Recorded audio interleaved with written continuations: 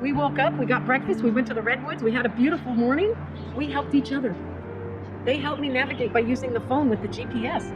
One of my kids learned how to read a map. We were able to navigate and go from California up and down the states. We kind of zigzagged. We went from the city life to nothing but country and beautiful trees and waterfalls and glaciers. And it took us 7 weeks to go all the way to Virginia. We did things that I've never done before. We went and rode a helicopter. We went to Mount Rushmore. It was something that they could feel instead of just reading about it in books. They actually got to see how beautiful our country really is. Kids nowadays are going to grow up in a very different world than what we did. It's important that they're open-minded and not be bound by society. I want my kids to explore and adventure, because that's what life is.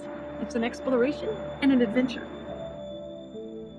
One of the biggest highlights of our vacation was actually a miserable one. We went on a 5-hour mountain bike ride. When we woke up that morning, it was beautiful and warm. It was 80 degrees out, a promising day. We got in the car. I said, wear your bathing suits, but bring a light jacket just in case. We drove 20 minutes away to this mountain bike ride. It was cold, rainy, and wet. You could see our breath. We went on this mountain bike ride anyway. We met some nice people on that ride, and they gave one of my kids a jacket, and they gave us some warm hot chocolate. We went through this long tunnel, 2-mile tunnel. My hands were frozen to the steering wheels. My whole body was shivering, and my teeth were chattering. By the time we were done, my kids hated each other. They hated the day. They hated me. When they get older, I know they're going to look at it and they're going to laugh. And they're going to say, remember when Mom did that? I hated that trip. But it was an enlightening experience because they'll learn. Life was a challenge, but we made it. That bicycle ride was just part of the misery of Corona, of this year. It was just another part of having to endure something. But when you come out of it, you realize there was a purpose for it. It made you tougher. I may have went through a lot with my children and a lot of trials, but in the end, I realized that it was all worth it.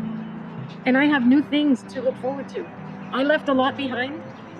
I had to find me. And now that I have found me, I love me. And I love the people that I have met this year. And I love the family that I have brought up. These things were important to me. And it took this year and to lose certain people that I loved, to find the real people that I love, and to be able to show them how much I love them. It's been a lone awakening.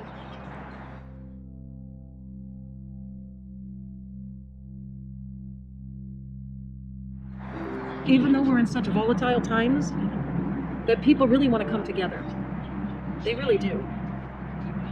And that's what's happening in my house right now with our kid, with myself and my children. I think it's appreciation. How we appreciate each other more by sitting down and listening to another person, opening up my mind to what they were saying, that I understand them more. They're going through a lot too because they're at home now. They're not able to go to school and mingle with their friends. We need to work with each other to have more compassion and love and understanding, because some people are struggling inside differently than I am, and trying to get to that part where we see eye to eye, where we actually help each other and not push each other away or put each other down.